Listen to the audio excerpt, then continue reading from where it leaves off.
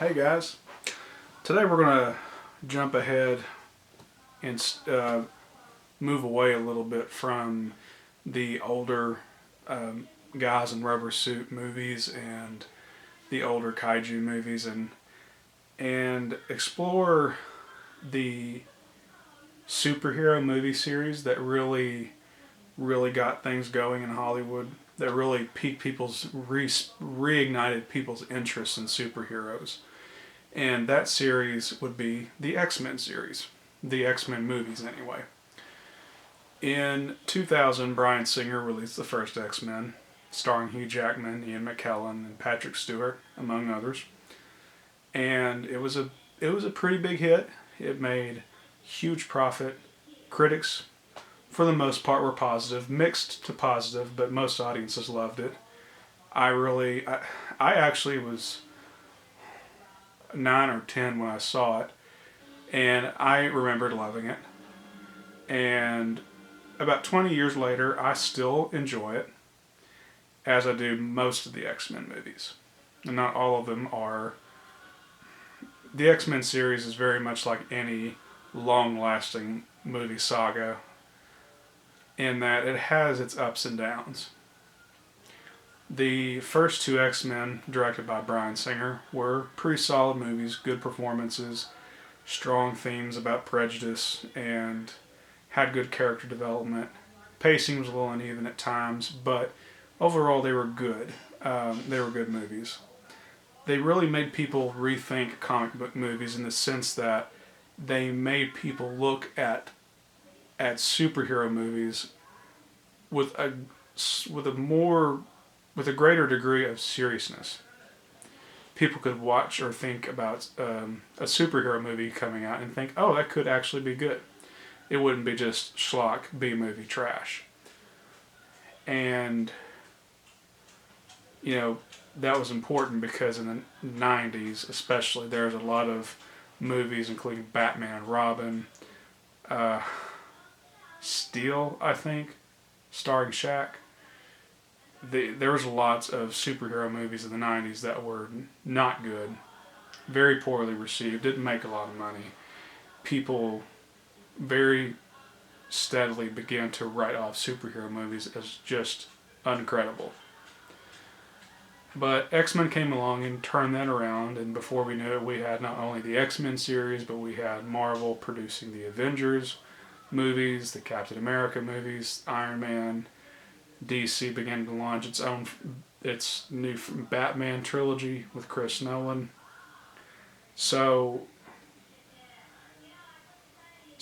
a lot of filmmakers and a lot of industries owe a lot to the X-Men movie series for getting their interest piqued.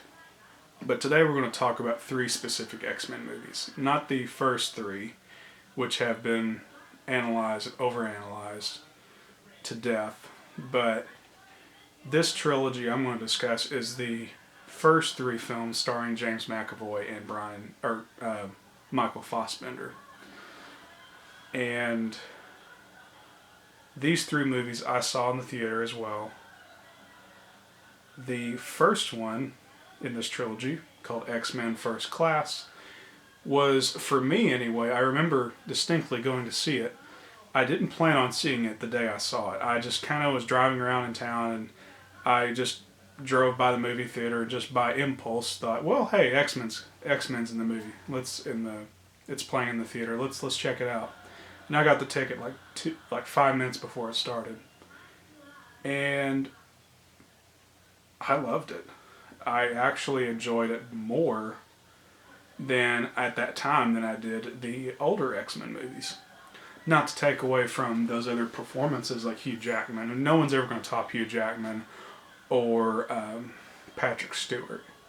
So what made X-Men First Class work, at least for me, was James McAvoy and Michael Fassbender's independent take on their characters. They could have, because they were playing roles that had been performed by other iconic actors, Ian McKellen being Magneto and Patrick Stewart being Charles Xavier, it would have been tempting for Fassbender and McAvoy to just try to repeat those performances. But they made it their own thing. They still retained some of those basic qualities that made Magneto and Xavier so iconic. Xavier was still a father figure to a lot of people, or at least was an older brother. He was a mentor. And Magneto was still an angry, bitter, prejudiced individual like he was as an older man in the older movies. But he was more, this time he was more impulsive. Michael Fassbender really captured that impulsive, angry, violent more violent version of Magneto. But he was vulnerable but sympathetic, and that's a hard balance to strike when you're trying to portray a character like Magneto. You have to be. It's one of those roles where the actor has to show vulnerability, has to show emotional vulnerability, but at the same time still has to be perceived as someone that is a strong, commanding presence on camera. And Fassbender does a really good job with that. He really nails it. He makes Magneto his own role. The scene that always sticks out for me for his character is in the first act. I think it's in the first act of the movie when Magneto goes to Brazil to hunt down some retired Nazi officers, and he goes in there and, just to keep it vague for those that haven't seen this, he annihilates them. It is so intense. It's so brutal.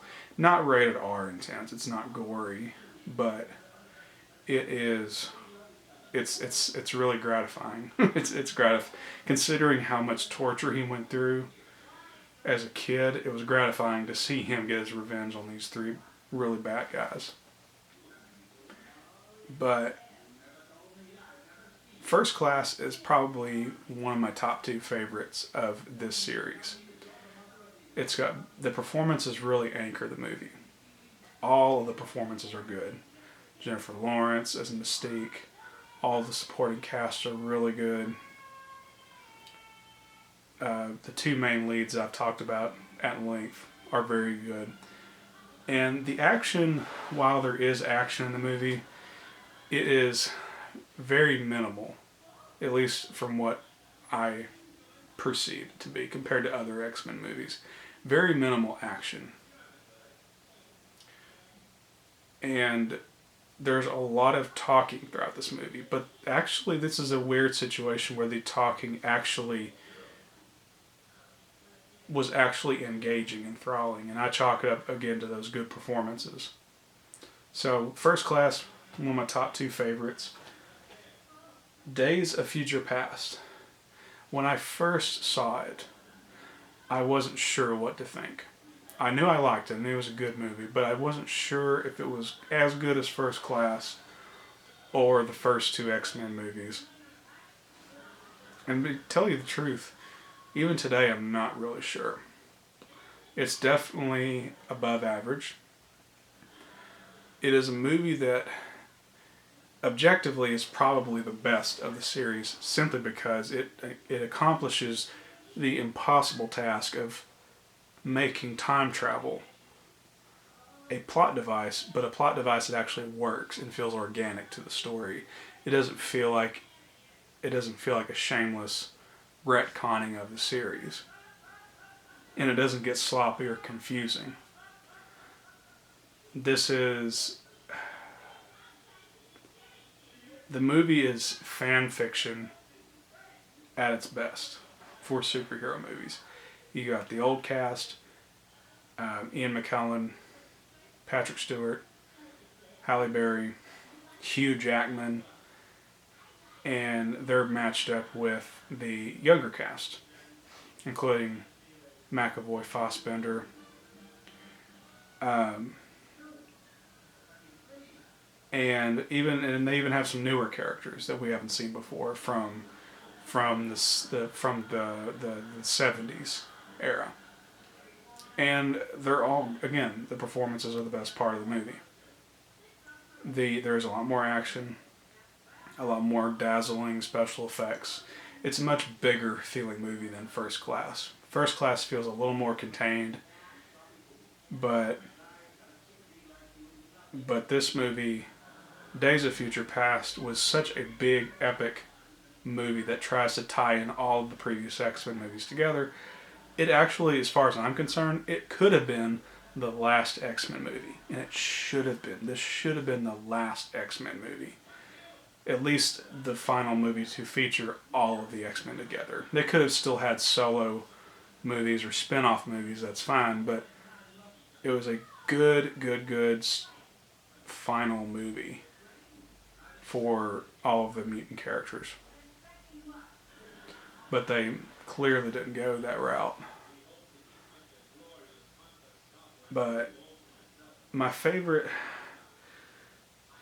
I don't really want to get into the plot too much because it's so, even though it's not badly written and it's not badly structured, it's still, it's time travel. It's going to be really convoluted. But all I'm going to say is it's well paced, action's great, the dialogue's great, the characters' motivations are really strong. It's one of those movies, it is the first X-Men movie where I wasn't... Jennifer Lawrence's performance as Mystique was good. I won't say that she performed badly, but